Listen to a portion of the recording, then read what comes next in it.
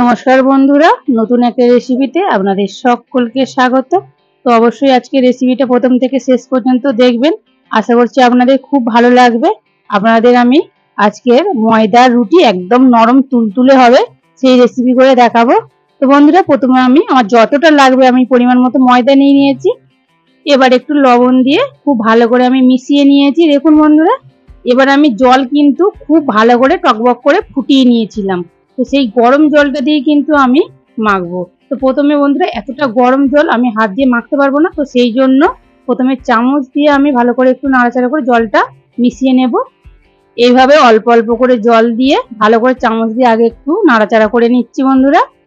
তো দেখুন বন্ধুরা, একেবারে কিন্তু বেশি জল দিয়ে দিলে হবে না, ময়দা অনুযায়ী জলটা দিতে হবে আন্দাজ মতো। তো বন্ধুরা দেখুন, আমি যতটা জল লাগবে আমি দিয়েছি, তো যদি লাগে পরে নেব। এবার আমি আস্তে আস্তে হাত দিয়ে অল্প অল্প করে একটা ডো বানিয়ে নেব। তো বন্ধুরা, আপনারা কিন্তু অবশ্যই একবার এইভাবে ময়দার রুটি গরম জল করে মেখে খেয়ে দেখবেন, একদম কচু পাতার মতো নরম তুলতুলে হয়। আপনারা যদি রাত্রে বানান সকালেও কিন্তু একদম খেতে পারবেন, কচু পাতার মতো নরম থাকে রুটিগুলো।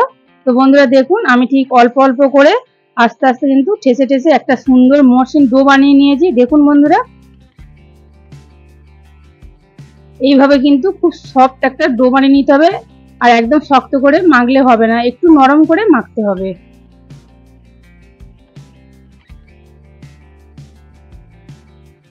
তো দেখুন বন্ধুরা, খুব ভালো করে কিন্তু আমি মেখে নিয়েছি। এবার আমি একটা থালা ঢাকা দিয়ে 5 মিনিটের জন্য রেস্টে রেখে দেবো।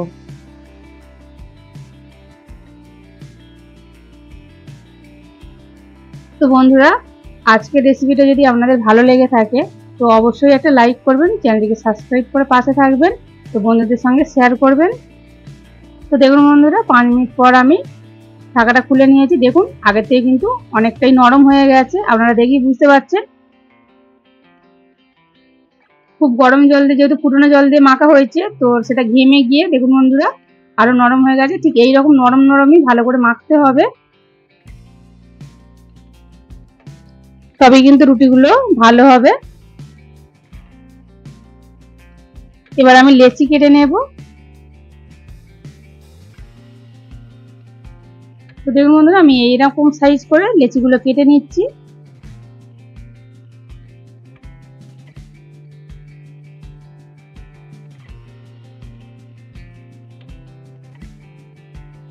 তো বন্ধুরা, আমরা তো আটা রুটি, আটা ময়দা পাইল করে রুটি এইভাবে খাই। তো আপনারা অবশ্যই একবার শুধু ময়দার রুটি এইভাবে বানিয়ে খেয়ে দেখবেন, এতটাই নরম হয় মানে বলে বোঝাতে পারবো না। বাড়িতে না বানিয়ে খেলে কিন্তু বিশ্বাসই করবেন না। তবে কিন্তু বন্ধুরা অবশ্যই ফোটানো জল দিয়ে মাখতে হবে। এবার লেচিগুলো কিন্তু খুব ভালো করে আমি পাকিয়ে নেব, মানে গোল করে নিচ্ছি। এইভাবে আমি সব লেচিগুলো গোল করে নেব। তো দেখুন বন্ধুরা, সব লেচিগুলো আমি গোল করে নিয়েছি। এবার আমি রুটিগুলো বেলে নেব।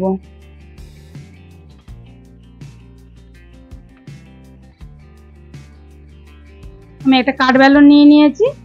এবার অল্প করে ময়দা দেব আর রুটিগুলো গোল গোল করে বেলে নেব।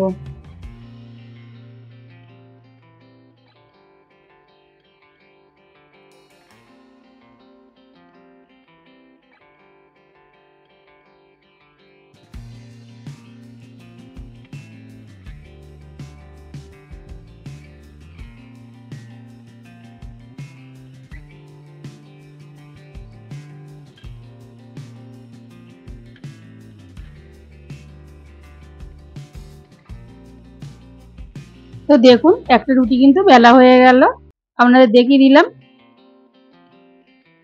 আর ঠিক এইরকম খুব মোটা করলে কিন্তু হবে না, আর খুব পাতলা করলেও কিন্তু ভালো লাগবে না। আমি যেমন দেখিয়েছি ঠিক ওইভাবে বেলে নিতে হবে।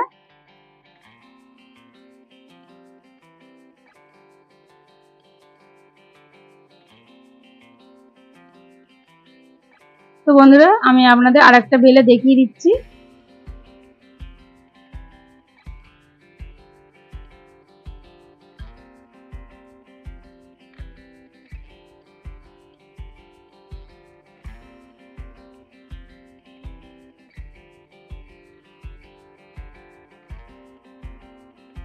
তো বন্ধুরা আমরা তো ময়দার হচ্ছে লুচি পরোটা এই সমস্ত জিনিস খাই বা আরো অন্যান্য জিনিস বানিয়ে খাই। তো ময়দার রুটিতে এইভাবে বানিয়ে খাওয়া হয় না। তো সেই জন্য বন্ধুরা অবশ্যই একবার এইভাবে জল ফুটিয়ে ময়দার রুটি করে খেয়ে দেখবেন, মাঝে মধ্যে খুব ভালো লাগে খেতে। তো দেখুন বন্ধুরা আমি একটা চাটু বসিয়ে দিয়েছি, চাটুর মধ্যে রুটি দিয়ে দিচ্ছি।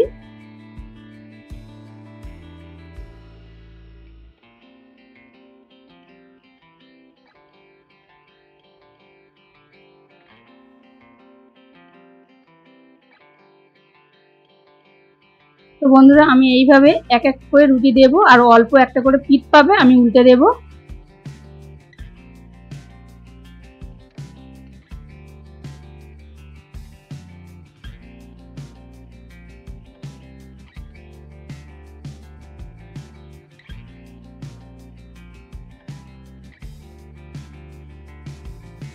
তো দেখুন বন্ধুরা একটা রুটি আমি দিয়ে দিয়েছি, দিয়ে বেশ উল্টে পাল্টে ভালো করে একটু সেঁকে নিচ্ছি রুটিগুলো।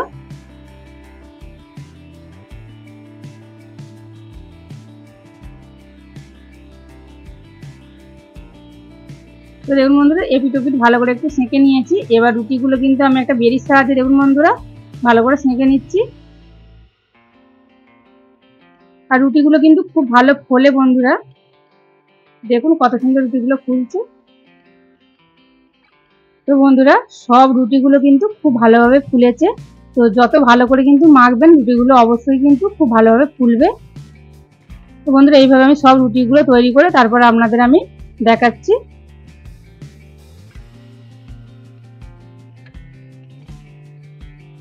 তো দেখুন বন্ধুরা সব রুটিগুলো কিন্তু আমি তৈরি করে নিয়েছি।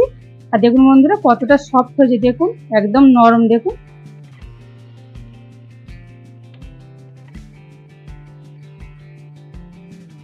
তো বন্ধুরা দেখুন আমি একটা রুটি আপনাদের ছিঁড়ে দেখাচ্ছি, দেখুন কতটা নরম হয়েছে। দেখুন বন্ধুরা